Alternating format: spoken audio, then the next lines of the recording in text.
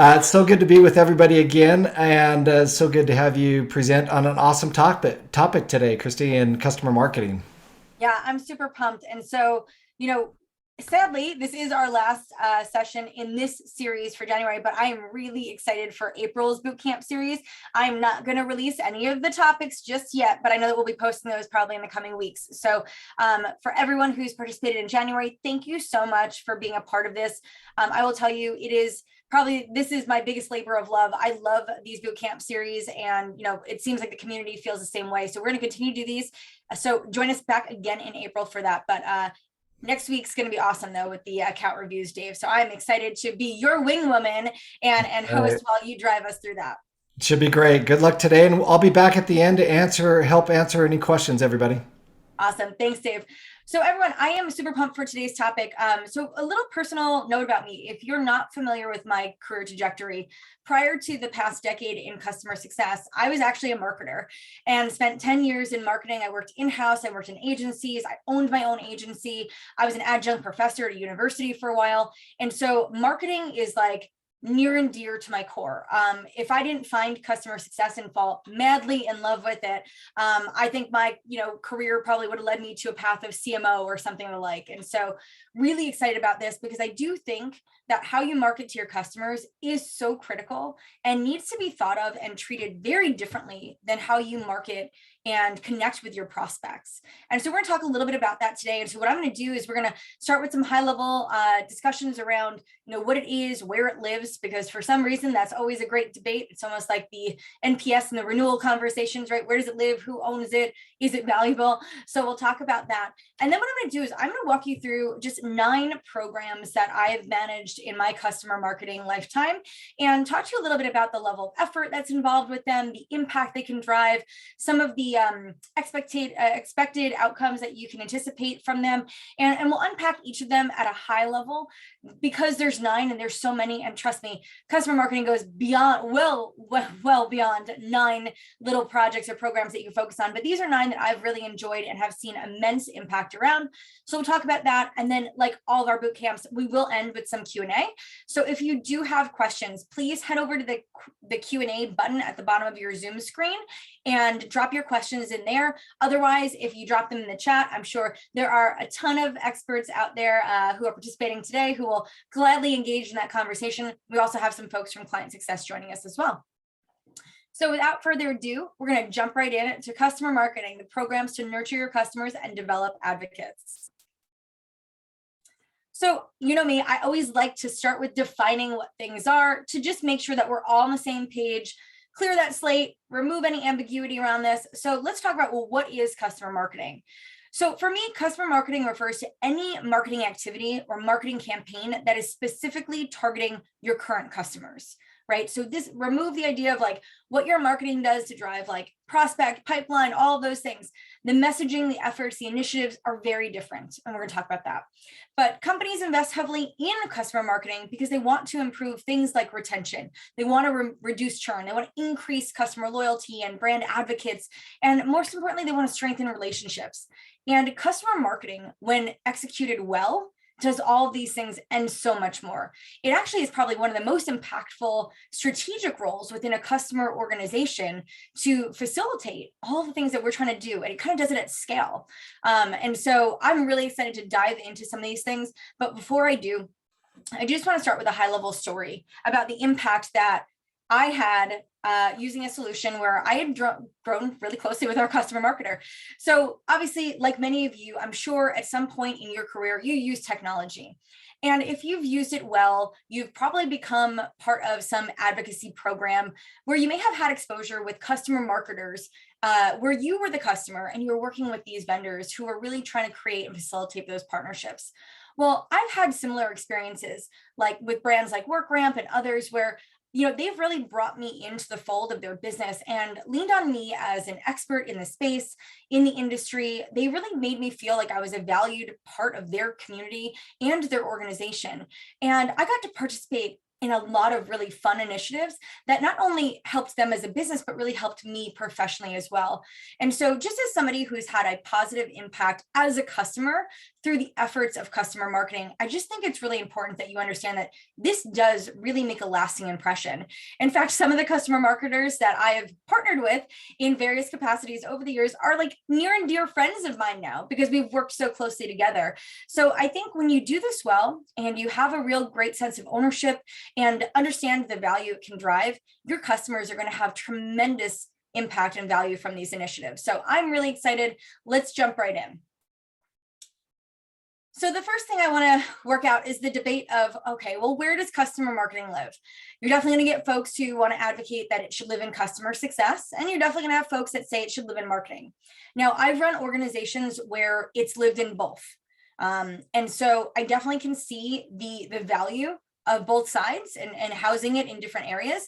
And let's just unpack this. And I'm not going to tell you at the end of this what I think or where I believe it should live, because I'm going to give you my answer as I always do and say it depends. It depends on your business, your product, your organization, but you've got to figure it out. But regardless of where it lives, the program doesn't change. The impact doesn't change, right? And we should focus a little bit less on like where it lives and more on the impact we're driving. And that's just me thing. But let's talk about the different pros and cons here. So customer success. Your team here, they know your customer more intimately than anybody, right? So when you think about designing customer programs and these customer marketing initiatives, of course, it makes sense, right? Customer success, we're speaking with our customers every day. We know their pains, their challenges. We know what they're working towards. We know what their goals are. We know the language and the vernacular that they're using, right? So there's nobody better equipped to engage through customer marketing than your customer success organization, right? So we just know the customer very intimately. Then there's also the idea of program alignment, right? How many times have you as a customer maybe got something marketed to you that you're like, this is completely out of sequence for where I am or who I am or what I'm doing, right? We have ownership of that customer journey and that orchestration of where our customers are at the different points in time. And so if customer success, who's also running the customer journey, is really leaning in heavily to decide what is the message that each of these customers needs to be receiving? How can we help them at scale through our marketing efforts when they're in these various stages, right? Again, from just, it's almost like the knowing the customer, but because we're driving that journey, we are going to have really strong alignment to that to make sure the messaging feels authentic and that it's coming at the right time for our customers, right? We're giving them what they need when they need it. And the last thing here is increased visibility, right? For the customer success organization, regardless of who owns it, obviously, if it sits in the customer success team, you're going to have better visibility around the projects and the initiatives that you're working on. And so not that you can't create strong visibility, right? But I know what my team is doing because I'm connecting with my team all the time. I may not have that same level of visibility if it's sat in marketing. So I would say increased visibility. Could I come up with a whole bunch more? Absolutely. Would my slide be super crowded? Absolutely. So we're going to stick with my top 3 on each. So those are my customer success, why I would advocate for customer marketing to live in the customer success organization. Now, on the marketing side, the first thing, marketing collaboration.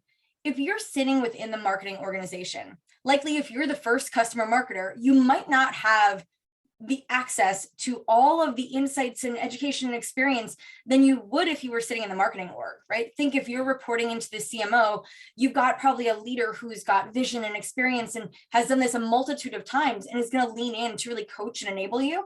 You're also going to have a ton of access to peers who have also got that same level of experience. So the ability to collaborate really closely with your team is definitely going to happen probably better and stronger in the marketing organization.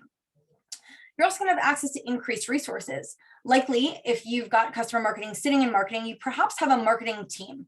And so you're going to have access to designers and programmers and just people that are going to be able to assist in different ways. Maybe you have a field marketer. So if you're thinking about customer events, you've got somebody who has that event experience. So access to resources that can really help you as experts in the different areas and arenas that you might need to leverage to support customer marketing. Because don't forget, customer marketing doesn't happen as like one little skill set, right, or one little activity. It's going across all of these, right? You're going to need design, you're going to need writing, you're going to need events, right? You're somebody who's going to handle logistics and designing and campaign management and all of these things. So having ability to access diverse resources is probably going to be stronger in the marketing org. And the last, and sadly, and hopefully this is not the case forever, but let's call it what it is, right? The marketing team probably has deeper pockets and larger budgets than the customer success organization. And so having the ability to have access to more funds to go and facilitate doing the things you want to do, I think is really interesting and important to recognize as well. We're always looking for money to do exciting things. If the marketing team just has a budget to facilitate that, you might be able to execute things quickly, more thoroughly, more professionally. So again, I don't think that there is a definitive, yes, it lives here, yes, it lives there. I do think it depends on your organization, the maturity of your business, right? Maybe you don't have a marketing team or you have one marketing person. So putting them in the marketing org doesn't make sense right now. Maybe it should start in the customer success org. Heck, maybe it starts somewhere and it moves in the future. I don't think that we should really get hung up on where it lives, but more importantly, what is the impact we're looking to drive and how are we going to ensure that that happens? So that's my 2 cents on this. I'm sure everyone, just like every topic in customer success, is going to have an opinion about where they feel it should live. And if you do have an opinion on this and some thoughts and you want to drop it into the chat, I think now is a great time. But for me, I'm going to play Switzerland on this one. I'm saying neutral. I'm saying customer marketing could be successful in the success org. It could be successful in marketing. It depends on your business. All right, so let's talk about the impact, because I think this is super critical, especially for businesses that are starting to think about whether or not they should invest in customer marketing. Now, let me tell you something. I am somebody who, like I said, I'm a huge proponent and huge champion of customer marketing. Under no circumstances should your strategy to how you approach your prospects be the same way you market and your strategy for your customers, right? They're 2 different groups, their needs, wants, their desires, the activities, it's all different. And so I think the problem here is that we've always been treating it the same, or we haven't been doing anything to our customers, right? We feel like, oh, there's no need to market to them anymore because now they're customers. Wrong. We should always be communicating and marketing to them. It's just got to be altered, right? The message has to be a little bit different. So we've got to think about it differently. So I'm a big fan of us shifting this. I think a long time ago, I would have said customer marketing. If you would have asked me 5 years ago, when do you invest in customer marketing? I would have put it somewhere between like, I don't know, CS ops and like training enablement, right? I would have said somewhere between hiring those 2 resources or building out those teams, I'd stick marketing. The reality is now, if you had to ask me today, I would put customer marketing before customer ops, before training enablement. I would move it before all of these things. I would have like CSMs and then customer marketing. And the reason why is because if you think about customer marketing done well, this is that scale that we all talk about, right? How do we educate at scale? How do we enable at scale? All these things are part of the initiatives that are run through a well-structured customer marketing program. Right? We want to build relationships at scale. We want to make sure our customers understand the value of our product at scale, right? Who hasn't used the word scale like at least 100 times, and we're already, we're only halfway through the month of January, maybe a little bit further. But regardless, this is going to help facilitate all the work, the great work that the success team is doing. It's going to make sure that we're reinforcing those messages. We're reinforcing that behavior all through this function.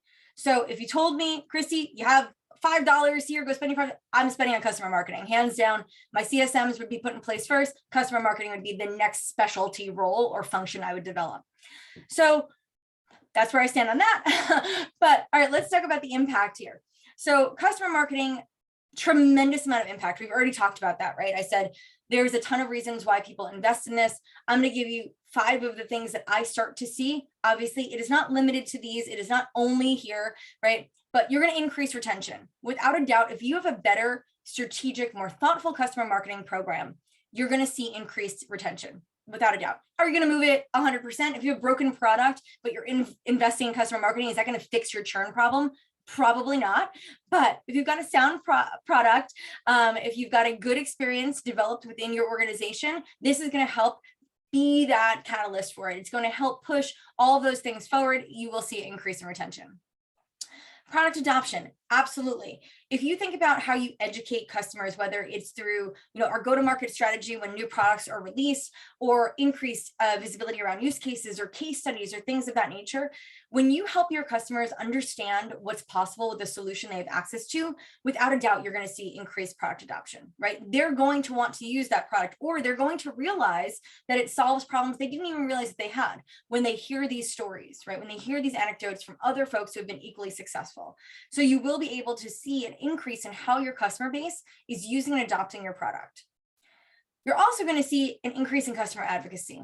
Now, targeted programs towards building advocates, those are part of the customer marketing world. A lot of times you will see companies start with things like, we're looking to build out our referral program. So CSMs everywhere.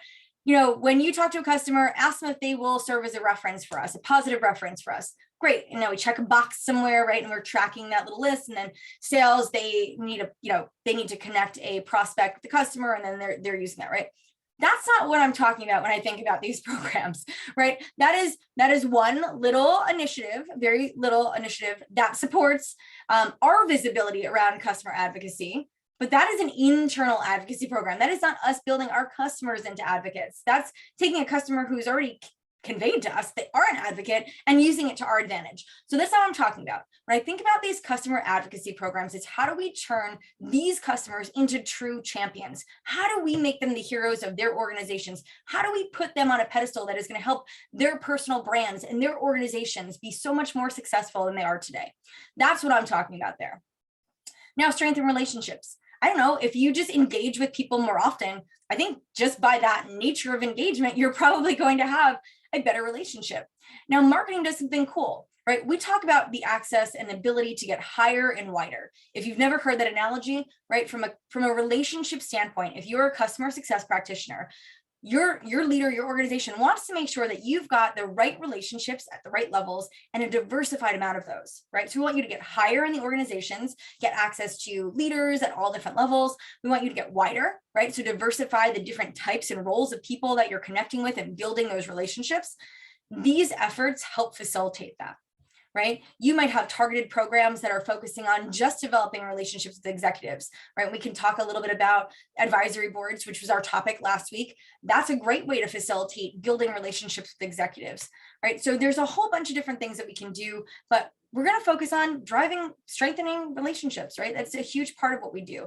If you ask our friend Zeev over at AppsFlyer, he's going to tell you relationship development is like the number one thing you focus on as a CSM. That will solve all your problems. Now, I don't know if I agree that it'll solve all my problems, but I will say, Zeev, I do agree with the fact strengthening relationships super critical to the success of our organizations.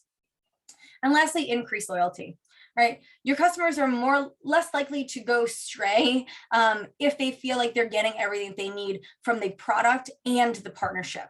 And customer marketing really helps to facilitate the latter, right? It helps to make sure that the partnership is really diverse. It's built in a way that is supporting them personally, professionally, and from a business standpoint. So I will say, again, these are not the only 5 things that you can see as a result of customer marketing, but these are 5 that I really like to focus on. And these are 5 that I measure and I feel like has definitely moved the needle in these areas for me. So let's talk a little bit about the types of programs. Now, remember, I only highlighted 9 because we have less than 60 minutes together. So if I thought about every single thing that I've ever done from a customer marketing lens to support our customers, we'd have probably multiple slides that look just like this with a ton of different programs, and we definitely would not be completing it in an hour.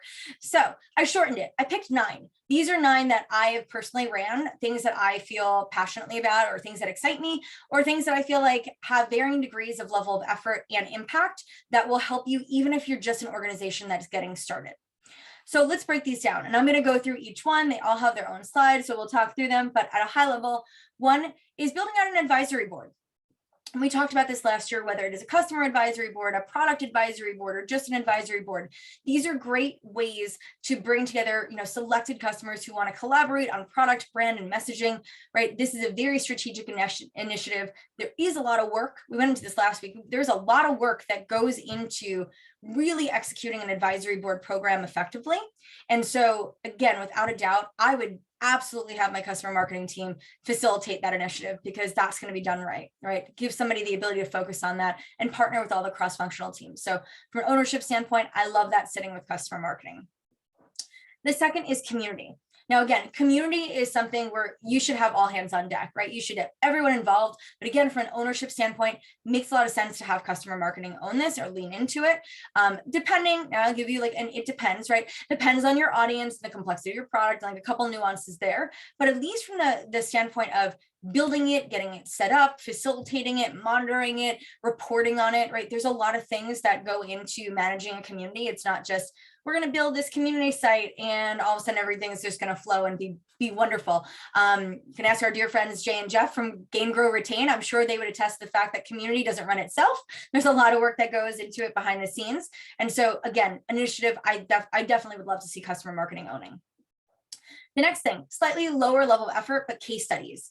I love case studies because it helps your customers understand what's possible. You're celebrating customers that you have in this really fantastic way around impact and showing their ability to drive their businesses forward, right? So you're celebrating them as heroes, you're recognizing their work and their efforts, and now you're publicizing them, right? You're helping other customers get a glimpse of what's possible. Now, case studies don't stop there, right? If you use them well and you put them on your website, your prospects are also going to see. And so that's going to help them understand the value of your solution and say, wow, okay, look at all these people who were successful using this product. Heck, I want in, right? I want to be a customer. So case studies have a lot of, I think, benefit in the prospect and the customer arena. And so I think also thinking about how all these initiatives play double duty in helping your customer base, but then also prospects as well, I think is really interesting. But I love case studies. I love customer marketing owning it, right? They're going to design them. They're going to look beautiful. They're going to be well written. Definitely a lot better than me, probably with a lot less spelling errors. So case studies, I'm putting that over to customer marketing. The next thing is your beta programs or product releases. Now, I kind of put those two together.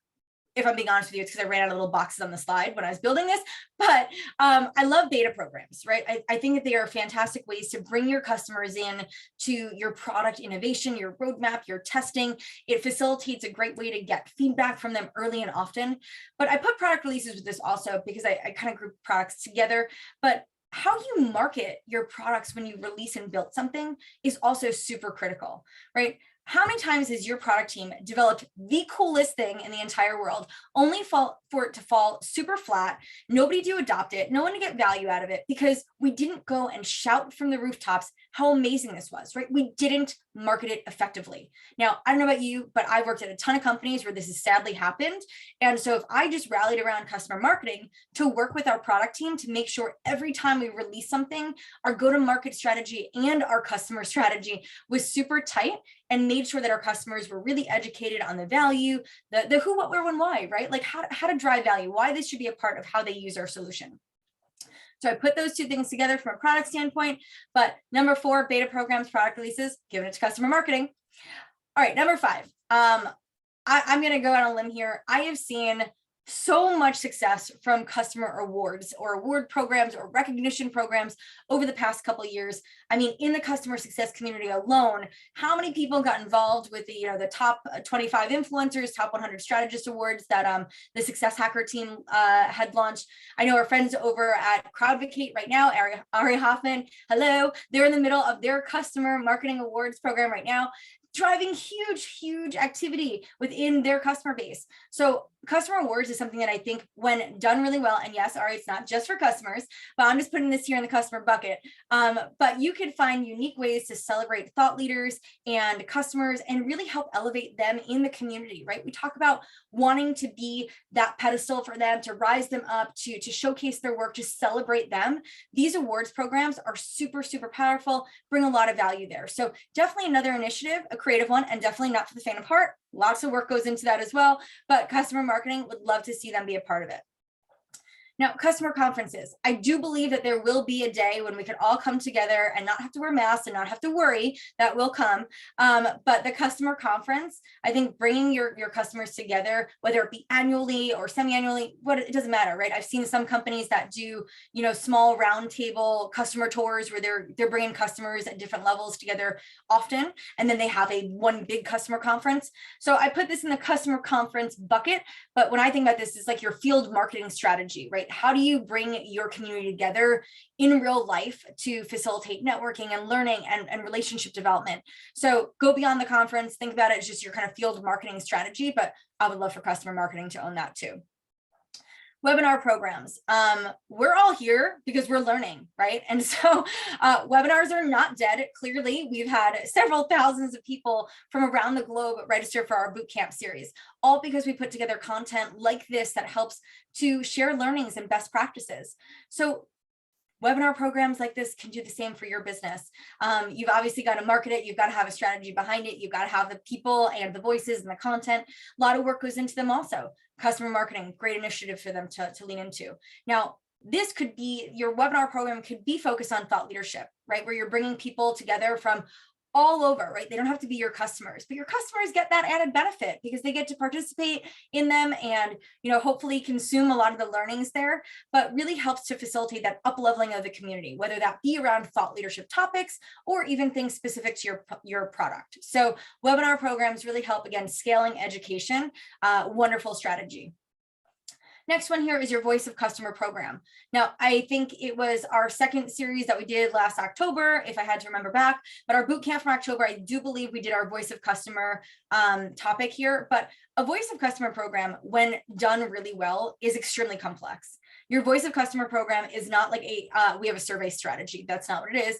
It is a comprehensive program that focuses on listening to and engaging with your customers at various places through various mechanisms and channels, some through direct connection and dialogue, others through AI and machine learning. So Voice of Customer is also something that I think I'd love to see sit with customer marketing, because you're able to bring back their insights and their feedback to not only help facilitate intervention, right? When do we have to lean in to customers that are sharing feedback with us, but also to make sure that we're taking those learnings and disseminating them effectively across the business. And the last is a reference program. Now, I talked about this earlier, right? I think it's a small little piece, but I put it on here because I do think it's a great place to start. Most organizations do need to develop references to help facilitate deal closings. And that's totally fine. And it's to be expected, right? But if you are not yet ready to dive into this pool that is customer marketing, start there. And so I put it there as number 9, because I do think that people need to get a foothold into thinking about how they're engaging with their customers. This could be a really easy way in. So this is, like I said, 9 things. By no means is this everything customer marketing does. Customer marketing does a ton. These are 9 fun initiatives that we'll unpack together. And yes, Ari, yes, VOC could be its own team. It could be like its own company, honestly. But really cool just to outline these things for you. Let's go in. So what you're going to see here is I'm going to break each of these down. I am watching the clock. I do want to leave time for some Q&A. So I'm not going to spend too much time. We introduce conceptually what each of these are, but let's talk about them in terms of impact and level of effort. So your advisory board. Like I said last week, if you attended that session, we went into this. The level of impact of a well-executed top-down advisory board, customer advisory board, product advisory board, whatever, hugely impactful. Level of effort is extremely high, right? Remember, it takes a lot of work to orchestrate this. It is a company-wide initiative. We talk about sense of ownership within companies, right? You need somebody to own certain things to hold, accountability to make sure things are moving forward. If you don't have an owner, then nobody owns it, right? So then things might not happen and get done. So if I think about an owner, I love customer marketing owning this to help and facilitate the orchestration of the board. But again, high level of impact, high level of effort. So things I think you could benefit from having an advisory board. One, it's going to bring together brand ambassadors. It's going to facilitate product innovation strategies and really confirm marketing and test marketing messaging. So again, we talked about this a lot last week, so I won't dig too much into this in this session, but lots of value there. If you do develop this strategy well, if you think about who the right participants and members are of your board, and you have a way to keep them engaged throughout the tenure of their membership. The next thing it does build strategic relationships with key stakeholders.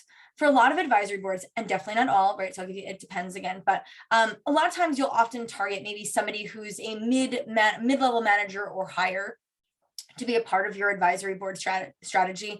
And so if you're a CSM who has difficulty getting access to executives in your book of business, this is a great way to see that the entire organization is helping you facilitate those relationships, because it's going to bring them together in a way that they might feel more comfortable, or like it's a better use of their time to engage. So we'll help to facilitate more strategic relationships with key stakeholders.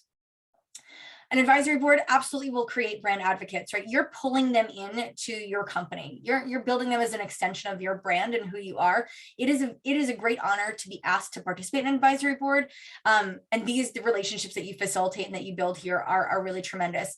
So you will be building brand advocates likely as a result of them participating actively in a well thought out strategy around a board. And the last thing I would say here is increased product adoption and customer retention. So those could have been their own bullets too, but from a product adoption standpoint, it's oftentimes you'll bring your roadmap and your product team to the conversations with your board, right? Like I said, there's even a product advisory board that is almost specifically focused on your product. If you've got customers who are bought in to this and you're using their thought process around the industry and the market and their business needs to build out your product roadmap, you're likely going to get more people who are finding value in what it is that you're building. It's solving the right problems. And so you might likely see an increase in product adoption. And then also customer retention, right? So it's kind of almost, I feel like this leads to that. So if you're increasing product adoption and stickiness and customers are truly getting value from your solution, they're solving their problems with your product, you're likely going to have increased customer retention, right? So if you can do these things well, hopefully it leads to that. So advisory board, definitely a lot of work there, but definitely going to see a lot of value. When you think through community, now I know, especially if there's anybody here who is a community manager, when I say the level impact medium, it's not to say that there's not a high value activity. It is to say that less, you want to facilitate a community that people are having conversations amongst themselves, right? I do feel like a CAB or a product advisory board, you're strategically structuring those conversations and engaging. So I do feel like there's a little bit more value to the business impact there, but I do say that communities are still at least a medium there in terms of the impact, but the level of effort is definitely high. So to orchestrate a well-structured, well thought out, highly engaged community, it's going to be a high level of effort. But what it does do is it's going to bring your customers together, right? And industry thought leaders to engage in discussions freely. This almost removes yourself from the conversation as a brand, and it facilitates these private conversations and helps people share and learn together. It increases industry and product knowledge in a shared environment. So again, when we think about facilitating education around your product at scale, this is a great way to facilitate that. Think about how great it would be if your customers didn't have to solely rely on going to support or going to their CSMs if they had a question about the product. Imagine a world where your customers could go into the community, ask a question, have another customer go right away and respond thoughtfully, not only answering their question, but also giving them creative solutions, ways of how else they can think about things. So the conversations that are facilitated in a community are absolutely priceless. It's going to have you gain visibility into customer sentiment and product feedback. I will tell you, I am very active in the customer success community. I see conversations happening all the time. Guess what? I also see conversations happening about our product, ClientSuccess. Good, bad, or otherwise, I see that information and I'm able to bring that information back internally to share with our teams. Imagine that, right? Imagine getting access to all that candid, transparent information about your business directly from customers and prospects and thought leaders, and then being able to share that internally so that you can be a better business. I think that's just super valuable. And the last thing there is the ability to identify advocates for marketing collaboration. How many times do you see somebody out there who's just touting your brand, right? I talk about products I love all the time. And guess what? Even if I'm not using them today, if I use them in previous companies, I still have their customer marketing teams reaching out to me to participate in marketing initiatives because I'm still a huge voice for them. And so, these advocates don't need to necessarily be your customers. There could be a previous customer, right? And so maybe they're just waiting for their budget so they can be a customer again. But whatever the reason, leverage those voices, and community is a great place to go and find them. The next one here is case studies. So we talked a little bit about this. Again, case studies, I'm gonna put the level of impact here as medium, but I'm gonna put the level of effort here as low. Now, low doesn't mean that there's no level of effort, but compared to a cab or community, definitely not close. Case studies, right? You can have an entire ingestion process once a CSM or somebody else has identified those customers who have been successful. You can have an entire structured ingestion process to collect information, do an interview, produce the content, and get it up in your website. And if you did that well and you had somebody who owned it, it could be done in a week. And so that's what I'm talking about with like low level effort, but great impact for the level of effort you're committing into that program. So your case studies, right? They're going to highlight and celebrate strategic work by your customers using your technology. There is not a better marketing engine than successful customers. And we've all said this a million times. So how do you highlight them? How do you celebrate them? And how do you make all their stories super visible to other customers and to prospects alike? This helps with prospect marketing efforts, right? I've said that. Help educate your buyers and help them understand what's possible with your partnership in the product. It's not exclusive to the problems that we solve based off of how we internally think our product is solving problems. Our customers have a million different unique ways they're using our solutions today. We need to understand what those are, capture them, celebrate them, and socialize them. The next thing here is it's going to create customer advocates and champions. Right? Again, you're taking someone within the organization and you are highlighting them as a winner, right? As somebody who's been super successful. You're telling their story of business impact. You're telling their story of successful adoption and change management. That's all those things are required to have success with these products. Now you're putting a face to that name and you're broadcasting it out there in the universe. You've just helped up-level their personal brand infinitely. And the value that they get personally will transform the partnership for you. So again, lots of value from case studies when you think about the level of effort involved. All right, beta programs and product releases. I put this as a medium and a medium, so I think it's a medium level of effort, medium level of impact, but it does help facilitate proactive customer feedback on products, which if you can get ahead of that, capture it, and then do something with it, amazing. It increases product adoption and usage, which we've talked about, drives customer retention and revenue growth, and everybody's striving to hit that NRR number. And more importantly, it strengthens relationships with cross-functional teams. So you don't want to just exclusively ensure that your customers have strong relationships with your customer success team. That's a given. I want them to feel equally connected to my marketing team, to my product team, to my engineering team, or my executive leadership team, or my events team, whatever, it doesn't matter. All the parts of my business are equally important in building a strategic relationship with my customers.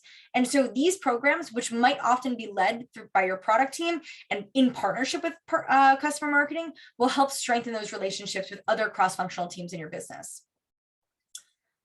Customer rewards. Now, there's no way I can do any of this justice in like the 5 seconds that I have to cover this slide, but I will say level of impact is high. If you do this well, I mean, not only is this huge notoriety for your brand and your business, it also, you're making heroes out of your customers and thought leaders in the space, and it is just going to have a tremendous level of impact for you overall. And just like Ari said earlier, right, you don't need to just focus on your customers. And so we could just call this awards. But if they are your customers, you're really helping them really elevate their profile and their brand. If they're not your customers, maybe by doing the same thing, they could be in the future. So let's talk about some of the things that we can expect here as outcomes. We're going to celebrate customers and industry leaders showcasing exceptional work in their field with your product, possibly, right? Unless we take this a different avenue, which is totally okay as well. It can be product focused, but it doesn't have to be. Increases brand recognition and strengthens advocates. I will tell you, these programs, they grow legs, and people who had no idea about who you were as a business, as a product, now get visibility into who you are. And so I'm sure even from a prospecting and pipeline management, there is a lot of value to creating these types of rewards, even from a brand standpoint. And then facilitates marketing messages and aids in that pipeline development. So I just kind of hit on that, but really being able to like get your messaging out there, it's going to help with that pipeline. And so again, giving more people out there visibility into your product, who you are, what you're serving, and shows this selfless giving back to the community, I think has a huge impact on your business overall.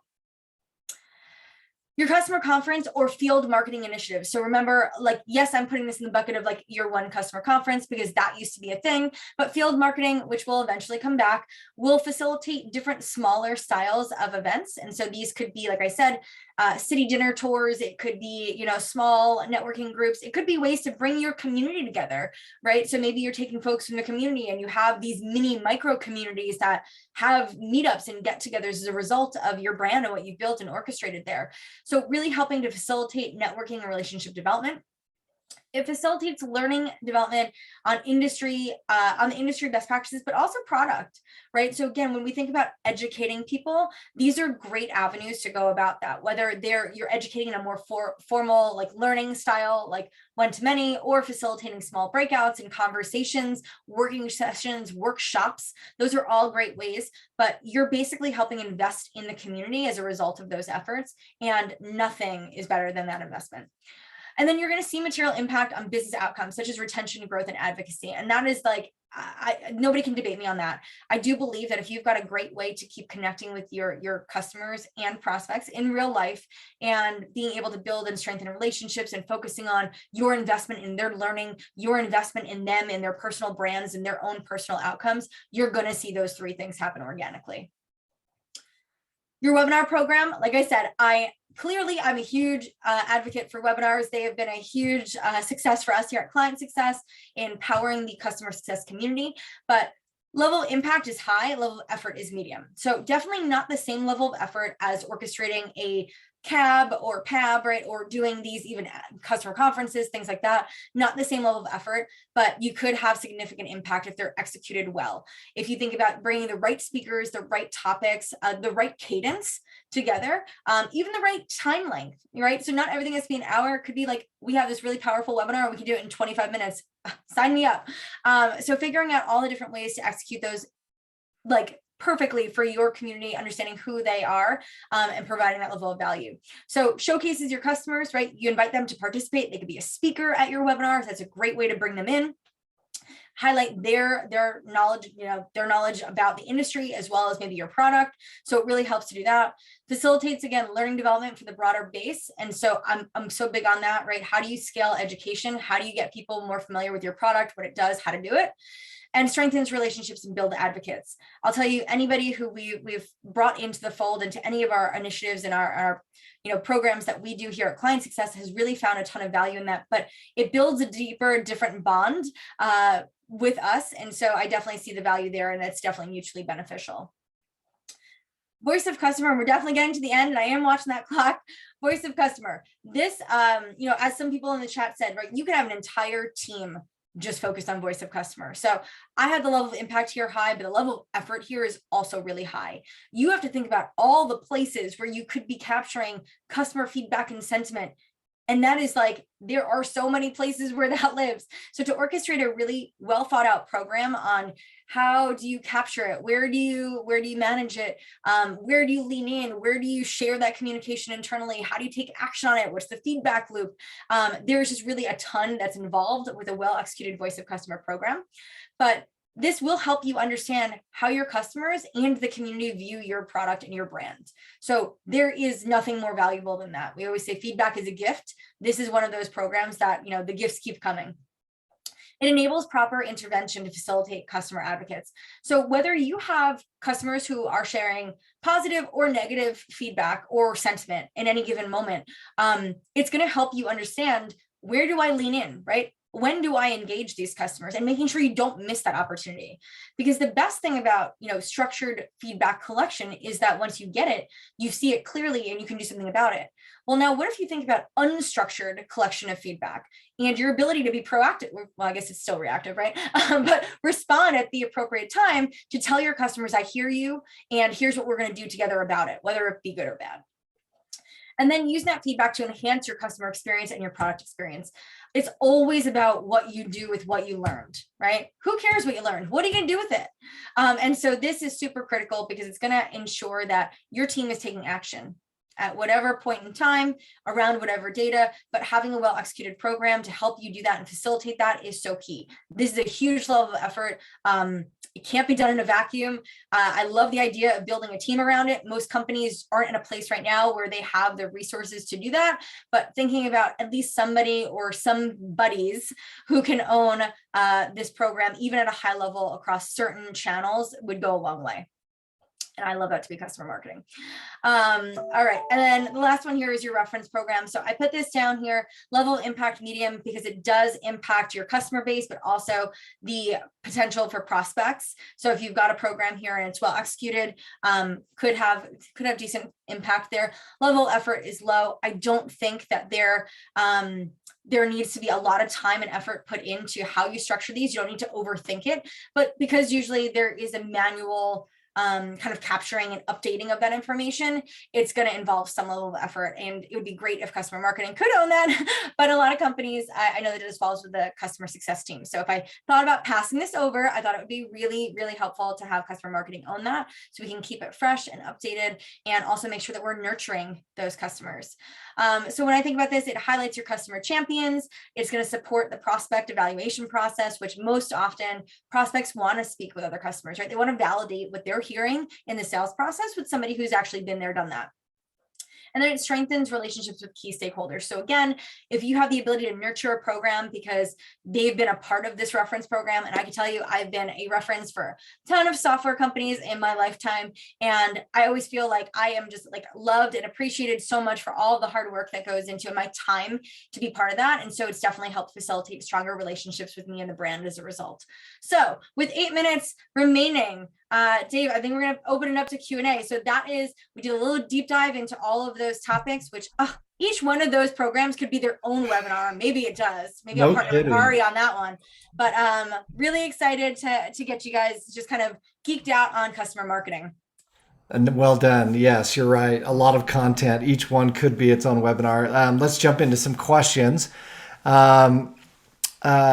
Simple question from Scott. How do you feel about not requesting email addresses for case studies? So just ungating your case studies. I think that's, if that's your question, Scott, how do you feel about that, Kristi? Oh, okay. Well, I probably have a very unpopular opinion on this, but I don't believe content should be gated. I think that it's very advantageous for brands to just put good quality content out there. And I think as a result of people being able to see what they need to see when they need to see it, they'll come back when they're ready. And so maybe that is wishful thinking. And I know that there are tons of marketers out there who are managing pipelines who think I am absurd and crazy, but that's my point of view on that. Okay, great. Next one, Shauna asks, where in your opinion should voice of customer live? Great question.